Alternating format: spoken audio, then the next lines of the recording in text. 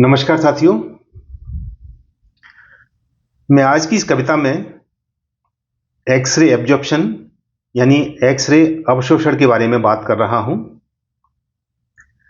जब पदार्थों पर एक्सरे किरणें डाली जाती हैं तो काफी कुछ हिस्सा उनका उस पदार्थ के अंदर एब्जॉर्ब हो जाता है, अवशोषित हो जाता है। ये एब्जॉर्प्शन दो प्रकार का होता है, जनरल एब्जॉर्प्शन और सेलेक्टिव एब्जॉर्प्शन। सेलेक्टिव एब्जॉर्प्शन का एनालिसिस करके हम उस पदार्थ के बारे में बहुत महत्वपूर्ण जानकारियां हासिल कर लेते हैं, जैसे कि पदार्थ के एटम्स का वैलेंस स्टेट यानी oxidation states, chemical bonding, near neighbour distances, near neighbour environment, local structure, disorder इत्यादि। ये जानकारियां बहुत प्रिसिशन के साथ हम हासिल कर सकते हैं। सबसे पहली बात, एक्सरे एब्जॉर्प्शन करने के लिए आपको सिंक्रोट्रॉन रेडिएशन चाहिए, एक कंप्लीटली कंटिन्यूअस रेडिएशन चाहिए, वो इसके लिए बहुत आवश्यक है। मैं एक्सरे एब्जॉर्प्शन की अपनी जानकारियां इस कविता के माध्यम से साझा कर रहा हूं। जब ठोसों पर डाला जाता एक सतत एक्सरे का प्रकाश, तब दो प्रकार से हो सकता इन किरणों का तीव्रता ह्रास। जब ठोसों पर डाला जाता है सतत एक्सरे का प्रकाश, तो दो प्रकार से हो सकता इन किरणों का तीव्रता ह्रास। तीव्रता ह्रास का मतलब इंटेंसिटी में एब्जॉर्प्शन इंटेंसिटी का लॉस। सामान्य प्रकीर्णन के द्वारा होता पदार्थ में अवशोषण, जिससे कि एक्सरे का होता चरघातांकी तीव्रता क्षरण। मटेरियल के अंदर डिफरेंट काइंड ऑफ स्कैटरिंग्स होती हैं, इससे उसके अंदर जनरल एब्जॉर्प्शन होता है और इंटेंसिटी का जो फॉल होता है वो एक्सपोनेंशियल यानी चरघातांकी नेचर का होता है। और इसका गणितीय सूत्र है I equals to I not e raise to power minus mu x. I transmitted intensity है, I नॉट इंसिडेंट इंटेंसिटी है, म्यू पदार्थ का एब्जॉर्प्शन कोफिशिएंट है और x पदार्थ की मोटाई है। I equals to I not e raise to power minus mu x. तो इसका जो ग्राफ होगा वो एक्सपोनेंशियल डिके करेगा। तो ये जनरल एब्जॉर्प्शन है जो हर प्रकार के रेडिएशन का हर पदार्थ के अंदर होगा। पर जो आवृत्ति होती समान परमाणु के उत्तेजन के, पर जो आवृत्ति होती समान परमाणु के उत्तेजन के, वो होती भारी अवशोषित भीतर पदार्थ के चुन चुन के। लेकिन इंसिडेंट बीम के अंदर कुछ ऐसे फोटॉन्स भी होंगे जिनकी फ्रीक्वेंसी एटम के एक्साइटेशन फ्रीक्वेंसी के एग्जैक्टली बराबर होगी। तो जब एक्सरेज उसमें होकर पास होंगी तो वो एटम्स उन फ्रीक्वेंसीज को एब्जॉर्ब कर लेंगे। तो करोड़ों ऐसे फोटॉन्स एब्जॉर्ब होंगे, तो वहां इंटेंसिटी में एक सडन फॉल आएगा, यानी एब्जॉर्प्शन कोफिशिएंट बहुत शार्पली राइज करेगा। और इस एब्जॉर्प्शन के शार्प राइज को एब्जॉर्प्शन एज कहते हैं, एब्जॉर्प्शन एज।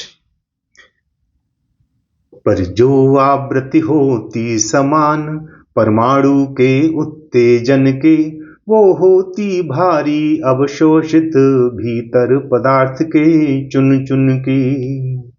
तब पारगमित स्पेक्ट्रम में आती घन अवशोषण रेखा, उन आवृत्तियों पर अवशोषण को ऊर्ध्वमुखी बढ़ते देखा।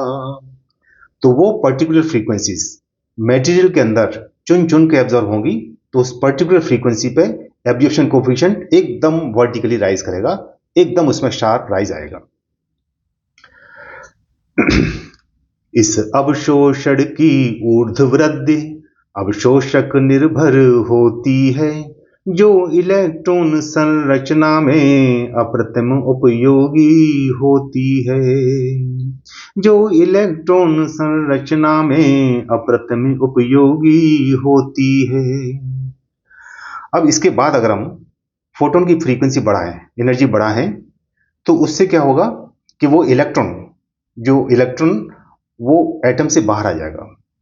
एटम से बाहर आएगा तो क्या होगा, देखिए, अगर उस एटम के सराउंडिंग कुछ भी नहीं है, कोई दूसरे एटम्स नहीं है, मान लीजिए आइसोलेटेड एटम है, गैसियस एटम है, तब तो क्या होगा, वो एटम वो इलेक्ट्रॉन दूर स्पेस में चला जाएगा और एब्जॉर्प्शन कोफिशिएंट फिर वापस से नॉर्मल तरीके से घटता जाएगा। लेकिन अगर वो ठोस है और उस एटम के सराउंडिंग बहुत सारे एटम्स हैं, तो ये इलेक्ट्रॉन जाएगा और पड़ोसी एटम से टकरा के वापस आएगा। तो एक तो आउटगोइंग इलेक्ट्रॉन वेव होगी और एक इनकमिंग इलेक्ट्रॉन वेव होगी। इन दोनों के बीच में सुपरपोजिशन होगा। सुपरपोजिशन होगा तो इंटरफेरेंस पैटर्न बनेगा, तो इसमें श्रृंग और गर्त यानी क्रस्ट एंड ट्रफ फॉर्म होंगे और इनके अंदर नियर नेबर डिस्टेंसेस और नियर नेबर एनवायरमेंट की बहुत इंपॉर्टेंट इंफॉर्मेशन हिडन होती है, जिसको एनालाइज करके हम निकाल सकते हैं।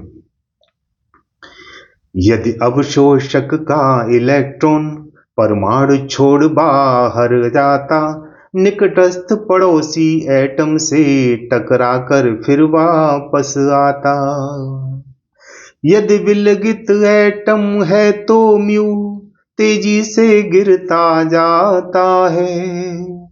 यदि गैसीय एटम है तो म्यू तेजी से गिरता जाता है। पर ठोस पदार्थों में यह म्यू प्रारूप जटिल दर्शाता है। पर ठोस पदार्थों में यह म्यू प्रारूप जटिल दर्शाता है। आइसोलेटेड एटम्स के लिए एब्जॉर्प्शन कोफिशिएंट नॉर्मल तरीके से गिरता जाता है, लेकिन ठोस पदार्थों के लिए जहां पर के एटम के सराउंडिंग दूसरे खरबों अरबों एटम्स हैं, वहां पर ये एब्जॉर्प्शन कोफिशिएंट एक कॉम्प्लेक्स पैटर्न शो करता है। तो ऐसा क्यों होता है? एक कण तरंग बाहर जाती तो परावर्त वापस आती। अवशोषण के स्पेक्ट्रम में सुंदर रचना देखी जाती। इस इलेक्ट्रॉन की कण तरंग में अध्यारोपण होता है और सुंदर श्रृंग व गर्तों का व्यतिकरण सुसज्जित होता है। तो एक्सरे एब्जॉर्प्शन स्पेक्ट्रम, जो एक तो एब्जॉर्प्शन एज आएगी और उसके आसपास में बहुत सारा कॉम्प्लेक्स स्ट्रक्चर होगा, तो इसको एनर्जी के बेस पे हम दो पार्ट में डिवाइड करते हैं। एब्जॉर्प्शन एज के आसपास का छोटा सा रीजन कहलाता है XANES, X-ray absorption near edge structure, जो एज से लगभग 15-20 इलेक्ट्रॉन वोल्ट तक का होता है, 30 तक का मान लीजिए। और इसके बाद का रीजन हम कहते हैं extended X-ray absorption fine structure, EXAFS. तो पूरे एक्सरे एब्जॉर्प्शन स्पेक्ट्रा की एनवेलप को हम दो पार्ट में डिवाइड करेंगे एनर्जी के बेस पे, जेन्स और एक्साफ्स। जेन्स कम एनर्जी का एरिया है और एक्साफ्स हाई एनर्जी का। जेन्स के अंदर जो इलेक्ट्रॉन है वो मल्टीपल स्कैटरिंग होती है उसकी, और एक्साफ्स के अंदर हाई एनर्जी का फोटो इलेक्ट्रॉन होता है, उसके अंदर सिंगल स्कैटरिंग होती है। इन प्रारूपों के विश्लेषण देते अति अहम जानकारी, अंतर परमाणविक दूरी और निकटस्थ तत्व कितने भारी। अंतर परमाणविक दूरी और निकटस्थ तत्व कितने भारी। तो एक्सरे एब्जॉर्प्शन से पदार्थ की इलेक्ट्रॉनिक स्ट्रक्चर और केमिकल बॉन्डिंग के विषय में बहुत महत्वपूर्ण जानकारी मिलती है। मटेरियल में एटम्स किस प्रकार से जुड़े हुए हैं और उनके इलेक्ट्रॉनिक स्टेट्स में बॉन्डिंग के साथ क्या क्या चेंजेस आए हैं, इसको हम बहुत अच्छी तरीके से प्रिसिशन के साथ एनालाइज कर सकते हैं। एब्जॉर्प्शन स्पेक्ट्रम पर हम जब गणितीय फिटिंग लगाते हैं, एक्साफ्स जेन्स की व्याख्या कर अति अहम सूचना पाते हैं। एब्जॉर्प्शन स्पेक्ट्रम पर जब हम गणितीय फिटिंग लगाते हैं, एक्साफ्स जेन्स की व्याख्या कर अति अहम सूचना पाते हैं। केमिकल बॉन्डिंग का सटीक जेन्स आकृति से अनुमान मिले। केमिकल बॉन्डिंग का सटीक जेन्स आकृति से अनुमान मिले। संयोजकता व इलेक्ट्रॉनिक संरचना का भी ज्ञान मिले। तो एब्जॉर्प्शन एज के पास का जो स्पेक्ट्रम है, जिसको जेन्स कहते हैं, उससे हमको केमिकल बॉन्डिंग, ऑक्सीडेशन स्टेट्स और इलेक्ट्रॉनिक स्ट्रक्चर की बहुत सटीक जानकारियां मिलती हैं। नियर नेबर डिस्टेंस तथा local structure disorder, near neighbour distance तथा लोकल स्ट्रक्चर डिसऑर्डर, एक साफ श्रृंग और गर्त हमें देते कोऑर्डिनेशन नंबर, एक साफ श्रृंग और गर्त हमें देते कोऑर्डिनेशन नंबर। जबकि जो हाई एनर्जी वाले ऑसिलेशंस हैं, जिसको हम extended X-ray absorption fine structure, जो ऑलमोस्ट साइनसॉइडल का वेव आता है, उससे हमको इंपॉर्टेंट इंफॉर्मेशन मिलते हैं। Near neighbour distances, local structure, disorder और कोऑर्डिनेशन नंबर, इसकी जानकारी हमको एक्सहाफ से मिलती है। तो जेन्स और एक्सहाफ्स के कॉम्बिनेशन से हम मटेरियल के अंदर बहुत इंपॉर्टेंट इंफॉर्मेशन प्राप्त कर सकते हैं। यहां मैं एक बात और ऐड करना चाहता हूं। एक्सरे एब्जॉर्प्शन और एक्सरे फोटोमिशन दो ऐसी यूनिक टेक्निक्स हैं जिनसे मल्टी एटम सिस्टम्स के अंदर, ऐसे मटेरियल्स जिनके अंदर बहुत टाइप के एटम्स हैं, उनके अंदर हर एटम की जानकारियां प्राप्त कर सकते हैं। ऐसा क्यों होता है? हर एटम की बाइंडिंग एनर्जी डिफरेंट होगी, उनकी एब्जॉर्प्शन एज डिफरेंट एनर्जीज पे आएगी। तो हम कंटिन्यूस एक्सरे में उस एक्सरे की फोटोन की फ्रीक्वेंसी उस एटम की फ्रीक्वेंसी से मैच करा के, ट्यून करा के हर एटम की एब्जॉर्प्शन एज अलग से स्टडी कर सकते हैं। तो मल्टी एटम सिस्टम के अंदर भी एक्सरे फोटोन की फ्रीक्वेंसी हर एटम के अकॉर्डिंग ट्यून करके हम उसके around near neighbour environment, coordination number, balance state, इसकी बहुत अहम जानकारियां प्राप्त कर सकते हैं। ये दूसरी किसी टेक्निक में नहीं होता।